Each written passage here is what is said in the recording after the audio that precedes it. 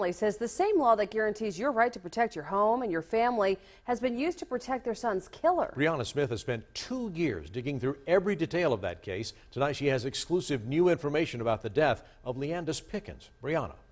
Well, Tom, Marcus Brown, the man that shot Leandis Pickens, was protected by the Stand Your Ground defense, a defense we've come to know well following the notoriety of the Trayvon Martin case in Florida. It's a defense that several law review groups have criticized, and we found the problem may not be with the law, but the process in which the law is evaluated. This was his senior picture. One envelope filled with memories of Jo Pickens and her 10 children. Leah, Leandis, Jeremy, Cornelius, Stephen, Benjamin, Joseph, Paul, Silas, and Tabitha. But she now grieves the loss of one. And I said, what is it? And he could just say Leandis. Leandis Pickens was shot and killed here on April 13th, 2014. That night, the Anderson County Sheriff's Office got this 911 call from the man who killed him. Anderson County 911, location of emergency. Man, somebody at my door. I don't know who it is.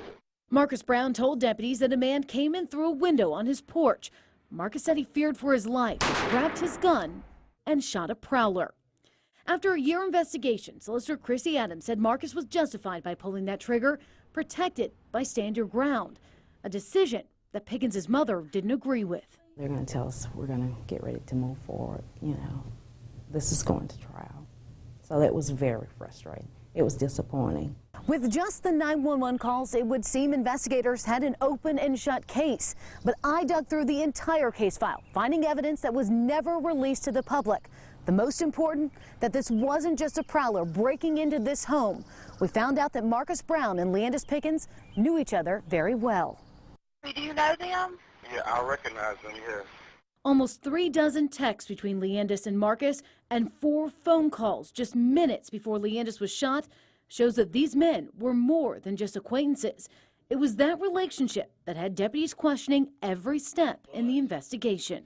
I'm hoping that you can shed some light on some of our discrepancies, because right now there's too many to match with what you're saying. After the shooting, deputies questioned Brown about several facts, like how Leandis really got into the home. You'll remember Brown said his prowler was crawling through the window, but deputies found that window open, a screen undisturbed, dust and dirt on the windowsill untouched, a fingerprint of fresh blood on the window, and Leandis surprisingly clean. We can prove that that window was open from the inside, not the outside. I didn't open the window. If these were 2 old friends, did the prosecutor misuse the so-called Stand Your Ground law? Location, location, location. We sat down with criminal defense lawyer Jimmy Breen to outline the Protection of Persons and Properties Act, also known as Stand Your Ground. It says you have the right to protect yourself in your home, business, or car if you are being threatened. The law, I don't think, is the problem. You need to have a prosecutor that knows what they're doing. Solicitors have a choice when faced with potential Stand Your Ground cases. They can mark the shooting justifiable if they feel the evidence is clear. But if it's not, they can send it to a circuit court judge for review. In this case, the solicitor chose not to file charges, effectively ending the police investigation. Unfortunately, there is not a check in place. There's not a way for a victim's family to have someone else look at it. And that may be something that needs to be looked at. But Leandis' family won't get that chance. And while they grieve the loss of their brother, son, and friend, This was a cookout. they pray another family doesn't go through the same thing. In my mind, it's like, hey, I got away with it. I can do this again. You know? It was pretty easy to get away. It's a lot of evidence to take in. Now, you're going to notice in the story, we weren't able to speak to any of the investigators or Solicitor Chrissy Adams about this case.